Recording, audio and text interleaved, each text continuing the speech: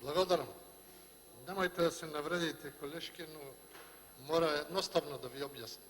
Значи, Македонски Брод не е поголем град од Скопје.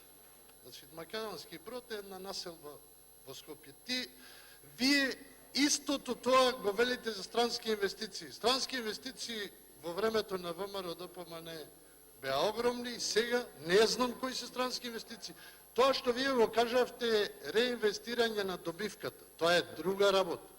Значи, за да не платат данок, што сакавте да им го зголемите, луѓето ја реинвестираат добивката само за да прикажат помалку добивка.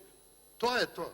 А инаку, кажете имења на странски компании, како ја што ви кажав, со 1500-600 вработени. 5-6 немате. Јас знам 50. Колега, ако треба, ако ми дозволите, ќе кажам 50 од тука. Ако